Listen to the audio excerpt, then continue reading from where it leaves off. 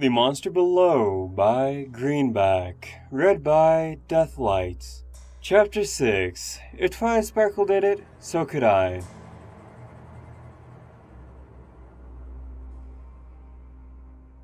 When my extended weekend was over, I headed back to work and continued on as usual. For my next visits to the library, I browsed books ponies would read in everyday life, entertainment, cooking, history, and studies about spiritual. The librarian kept giving me her gaze of suspicion, but my visits went on. Those glares gradually faded away to polite nods. She probably figured my desire to get into the forbidden section had been a desire born of passion that had cooled down and faded away. That was exactly what I wanted her to think. The librarian had no idea that my frequent visits were spent studying the building. I spent hours mentally mapping all the air ducts, hallways, and doors. I purposely stayed late to watch the night guard begin his rounds. He never found it odd that I was on a different floor at closing time. Nor did he ever suspect that I timed and worked out the path he took. Months passed, the librarian never suspected a thing. Nor did her staff or the guard. And why would they? No one had ever broken into the library before. 5 months passed, and I gathered all the information I needed. By that time, I knew the library like the back of my hoof. Next came acquiring the necessary gear and equipment for my plan, using all the extra bits I had earned from the extra shifts at work. The first order of business was to get appropriate attire. I needed clothes that'd make it harder to see me and to disguise my identity. With normal clothing stores out of the question, I went to a costume shop that carried all manner of costumes. They weren't cheap Nightmare Night outfits, but made from the Rare Games clothing and fashion line, known for making every costume and outfit seriously, no matter how over the top it is. I browsed the shelves until I found the Armed Forces and Uniform section. To be honest, I didn't expect to find something I could use, but as I browsed the spy gear, I came across the honest-to-good sneaking suit made from a rubber-like material. They were dark blue in color and came with a mask to hide the face. Though it was embarrassing to purchase a skin-tight suit, I shoved the feeling of shame aside. All the outfit had to do was disguise me. Thankfully, getting the rest of the equipment was less embarrassing.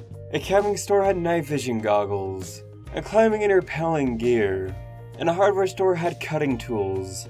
I wasn't planning on carrying any weapons. I realized it would be idiotic to not have a way to defend myself. Thus I decided to go with smoke grenades that would cover my escape if I needed to flee, because such weapons were only available to police and military. I had to resort to buying small canisters and making them in my apartment. With my smoke grenades and sneaking gear, I was set. All I needed was the right time to set things in motion.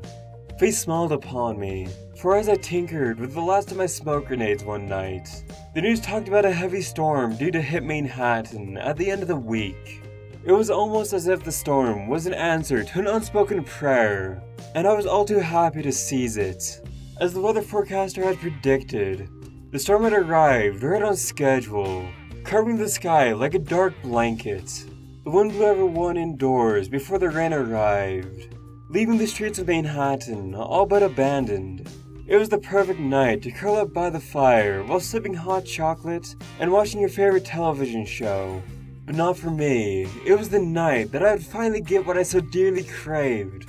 I didn't go when the library closed, for I wanted to wait until the special moment when the guard, confident that no one was going to sneak in, would spend the rest of his shift trying to stay awake. After eating a quick dinner, I laid out my gear on the bed, double and triple checking to make sure that everything was in order. The cutting tool was sharp and fluid, the suit was clean, and the batteries on the goggles were at full. When I finished going over my gear, I still had a few hours to go. With nothing else to occupy me, I mentally reviewed my plan. I would take the subway to the library, sneak behind it, make my way to the roof, go through the vents, head to the basement, enter the forbidden section, read through whatever was contained within, and then sneak back out and return home enlightened. It was a simple plan, nothing complex or fancy. Yet, as I kept reviewing it, I noticed my legs were starting to shake. Then came the heavy feeling of unease. I initially ignored it, chalking it up to nerves. And who would blame me? Breaking into a building is bound to get on anyone's nerves, but I realized that it wasn't just nervousness. It was the sensation that something was very wrong. It was like knowing that something painful and unpleasant is coming, and that you couldn't escape no matter how hard you tried. At the time, I didn't know what was causing it, but in hindsight, I understood it as my conscience. My parents had taught me that stealing was wrong, no matter the motivation. In any other situation, I wouldn't have even thought about breaking into a library, but this was different. I wasn't a thief out to steal diamonds or jewels, or precious treasures from Equestria's past. I was after knowledge, and the right to become more than a lowly earth pony condemned to a mundane life. If you wanted to fulfill your destiny, sometimes you had to bend the rules. And by the end of the night, I knew I'd finally have the secrets I was looking for. But I couldn't shake the feeling that I was making a terrible mistake. At last, the hour arrived. My gear went into the saddlebags, and I put on a raincoat and left the apartment, and went through the heavy rain to the subway. With no one out at that time of night, I had the train to myself. The minutes ticked away as I looked out the rain-streaked windows, trying to slow my frantic heart. The library was dark when I arrived. With no one to see me, I made my way to the alley behind it and crept beneath the overhang. My raincoat was discarded as I slipped into my sneaking suit. Actually, squeezing in would be more appropriate, for it turned out that the suit was tighter than it looked. But, at least, the zipper was pulled up, and I took a deep breath, feeling the suit move with me like a second skin. The belt came next, then the cutting tool, smoke grenades, and the night vision goggles. When all my equipment was in place, I pulled the mask and goggles on, reassuring myself that everything was going to be fine. Never mind that I was breaking and entering. Never mind that I'd be in serious trouble if I was caught. I shoved those feelings aside, focusing on seeing myself getting back into my apartment. Newfound knowledge and secrets guiding me towards my dream. Through the rumble of thunder, I heard the gong of a distant bell, informing the ponies who worked the graveyard shift that another hour had passed. Closing my eyes, I took a deep breath, counted to 3, reminded myself why I was doing this, and sprinted from the shadows. Scrambling onto a dumpster, I grabbed hold of a drainage pipe and pulled myself onto the roof. If it had been a movie, I would have effortlessly scrambled up and vaulted onto the roof with ease. But it wasn't long before my muscles began to tire, and by the time I reached the roof, I was panting, cursing my stupidity and not working out to build strength and endurance before embarking on the most dangerous day of my life. I was already tired, and I wasn't even in the building yet. Taking only a moment to catch my breath, I pressed myself low against the roof and went to one of the larger vents, pressing upon finding the cover bolted down. I could get through, but cutting the bolts leave irrefutable evidence that somebody had broken into the library. It might not be noticed for weeks, months, or even years, but eventually it would be noticed. The thought alone almost made me panic. In movies and books, spies and thieves took care to leave no trace that they had ever been behind enemy lines, and neither could I. If I ran, I would be giving up. I could never work up the guts to try again. Biting my lip, I took the cutting tool and cut through the bolts. With the cover loose, I slipped inside and pulled it back into place, plunging me into complete darkness, which was broken by the night vision goggles, illuminating everything around me in bright green. I was above a large fan, and before me a small duct. Getting on my belly, I slid inside. The sound of the fan faded to a distant hum as I went down the vent. My sneaking suit allowed me to almost glide over the metal. However, the vent began to tighten the further down I went, forcing me to put my front legs before me in order to continue onward. The tightness almost gave me a panic attack, for if it became any tighter, I'd be stuck and either starve in the vent or yell for help and be cut up by the police. I could have gone back. The vent had to become so tight as to make it impossible, but I had already gone that far. I had to keep going. I wiped the sweat from my brow and continued on, passing a small vent cover. I peered out to the library's 5th floor. All was dark and silent. The guard was nowhere to be seen. He was probably on the other floor, or inside the security room. The guard was an older pony, most likely a retired police officer who wanted a quiet job that paid the bills. If fate smiled upon me, he would have gotten a little too tired and dozed off. That would have certainly made things a lot easier. Still, I had to be careful. Regardless of age, all the guard had to do was raise the alarm, and the police would have came running.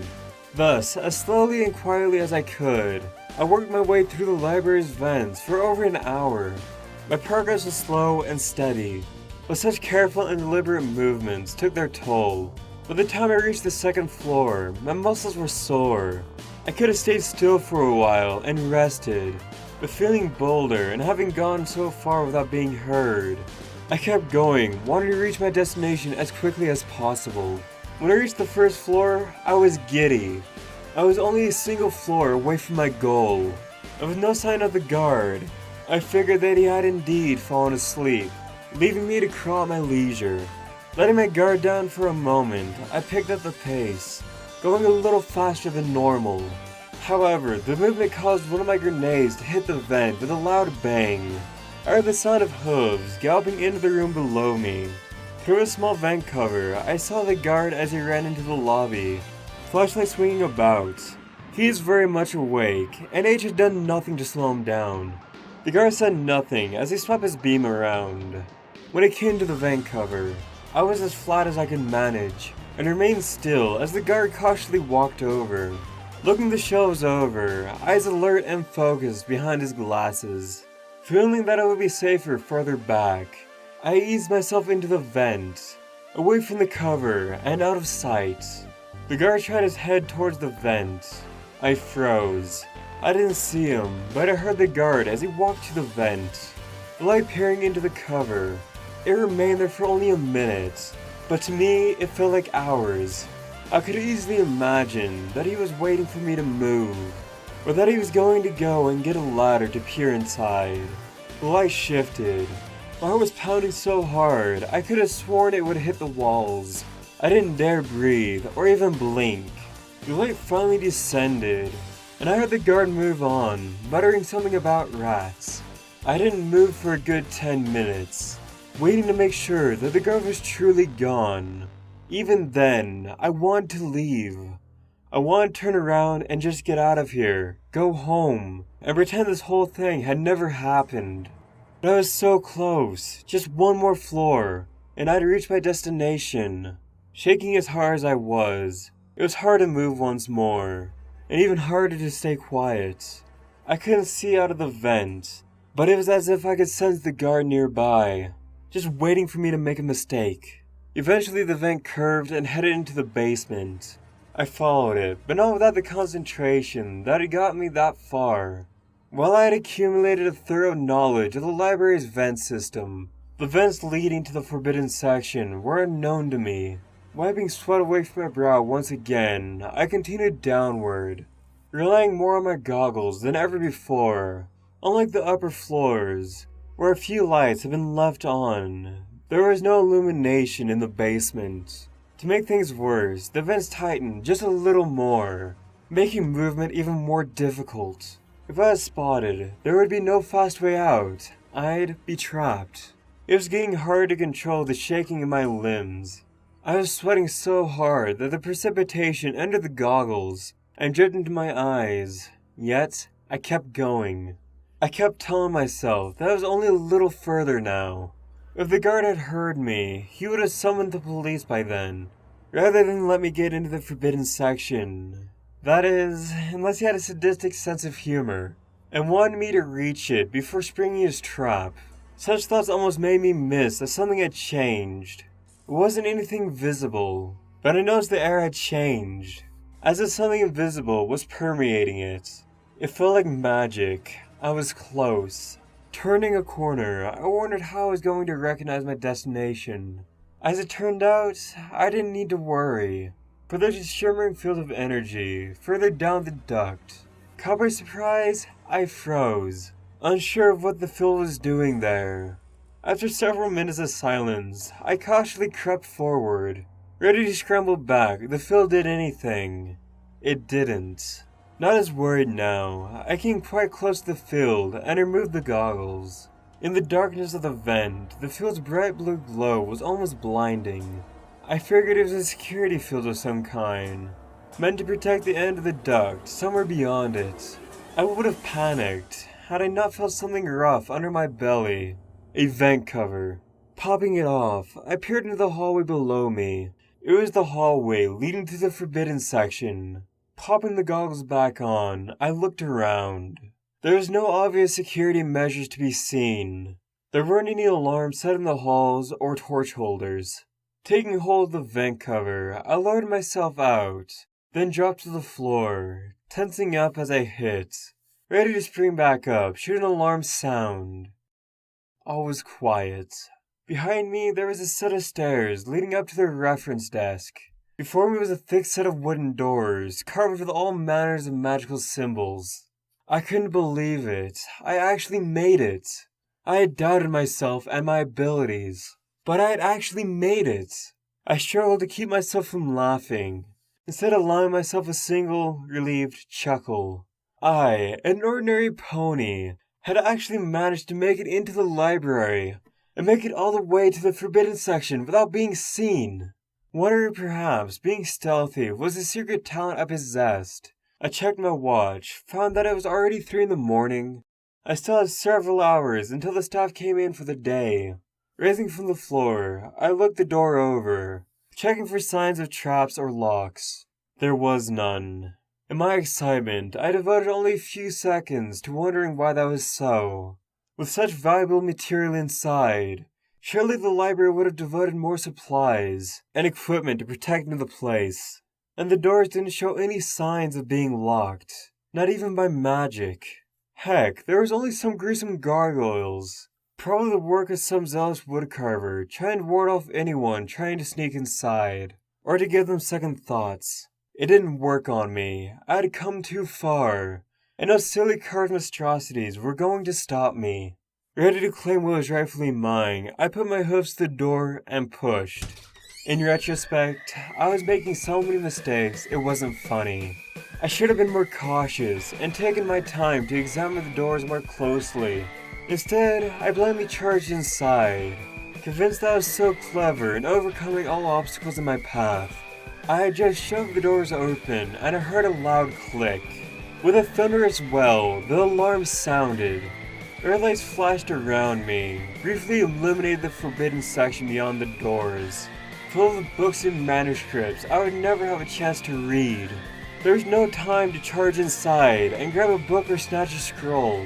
Every instinct was screaming at me to get out, and I was all too happy to comply. The guard upstairs had no doubt been alerted, and I had 10, maybe 15 minutes to get out before the police arrived. As I ran into the hall, I realized I made a serious mistake. In jumping out of the vent, I had failed to realize that the floor was too far below to jump back up. Panic threatened to overwhelm me, but I realized I could use the torch holders to boost myself up. Panic gave me desperate strength as I grabbed one and leapt into the vent, only to miss and fall back to the floor. I managed to grab hold of my second try and scrambled inside, leaving the forbidden section behind. It had been a mistake to come here. That was the thought that kept coming back to me as I shot through the vents.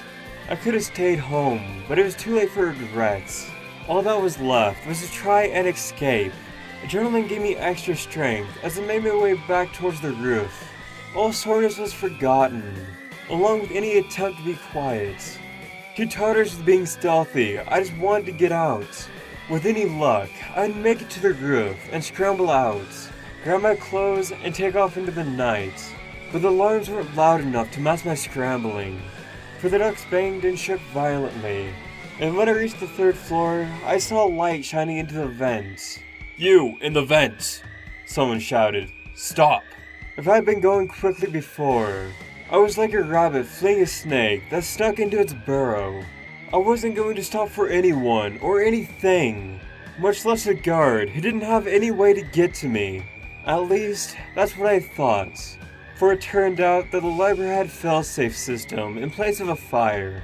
All the floors had heavy bulkheads that would collapse and seal off from one another, and that included the vents as well. Just as I had gotten out of an intersection, a thick slab of steel fell down behind me, and far ahead at the next, I was trapped. "The police are on their way," the guard shouted out. "There's no escape, give yourself up, and you won't be harmed." Through the panic, I somehow pondered how unfair it was that Twilight Sparkle never had to deal with anything like this. A Celestia's star pupil, all she had to worry about was getting a stern talking to. I would likely get a cell all to myself for the next few years, and a big red mark on my permanent record. Desperation, often our greatest enemy, can nevertheless come through in times of need. The desperation let me spot a nearby vent cover and punch it off. I heard the guard coming, but I already had a smoke grenade ready for him. Having never tested them before, I was about to find out if they really worked. Plunging the pin, I tossed the grenade to the floor below. I heard the guard shriek, convinced he was about ready to be blown to pieces. There was a bang, and an enormous cloud of smoke quickly rose. Elated that my grenade worked, I yanked myself out of the vent and dropped onto the shelf, knocking it over and sending a hurricane of books flying into the air. Getting up, I ran for everything I was worth, but the grenade, while potent, wasn't enough to stop the guard, and he ran after me. Grabbing another grenade, I threw it ahead and ran through the resulting smoke, making a sharp left behind a shelf. As I had hoped, the guard had ran past me, convinced that he was still on my hooves. I waited for 5 seconds, and then took off down the shelves, hoping to find a fire escape. The library had several, but it was one thing to find one in the daytime. It was another to try to find one in the dead of night, with smoke all around you. I was still trying to figure out where to go when the guard tackled me. "I knew there was someone here," the guard growled. "No rat makes a sound that big." He reached for a stun stick, and in my panic, I bucked as hard as I could. The guard was thrown through the air and smashed into one of the shelves. He tried to stand, but his wobbly legs failed to support him. But the impact had stunned the guard so much that he didn't notice the shelf toppling behind him. In seconds, he'd be crushed beneath several hundred pounds of solid wood. I could have left him there. I could have run, for I could already hear the sound of sirens in the distance. If I had taken off, I could have gotten enough time to get far enough away before the police arrived. But I couldn't leave the guard here to be crushed. He wasn't evil, or even trying to stop me out of spite. He was just an old pony trying to do his job. No secret, no matter how tempting, was worth a life. I ran forward and yanked the guard clear, as the shelf crashed to the ground, the wood fracturing on impact.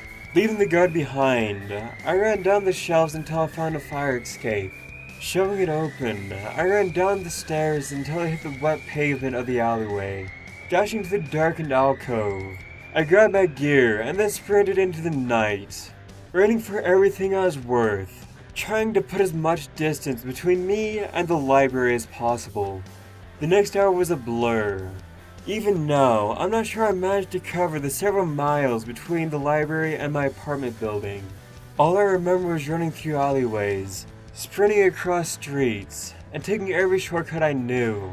The police sirens faded after several minutes, and soon I heard nothing but the falling rain. My heart was pounding on the streets, and the heavy pounding of my heart. It was such a relief to finally see my apartment building in the distance, and even more so when I reached the tenant entrance. But realizing that it would be suspicious coming in dressed up as a spy, I dug behind a dumpster and practically tore off the sneaking suit as it changed back into my coat. Only then did I get inside and head up to my apartment, locking the door and shoving everything against it that wasn't nailed down. Only then, finally convinced I was safe, did I collapse to the carpet. So exhausted, I couldn't even lift my legs. A unicorn or Pegasus would have collapsed of a heart attack halfway through the mad dash I had just gone through. Only the strength of being an earth pony had gotten me this far, but that strength was now gone. As I lay there in the darkness, I knew that I had managed to get back without being seen. In my frantic run, I had gone through areas of the city where almost every pony would have been fast asleep, and unaware of a single, solitary pony running in the streets below. The odds of anyone having seen me were next to nothing. I had managed to escape, I had gotten away. Yet, I can shake the feeling that all this was gonna come back and bite me so very, very hard.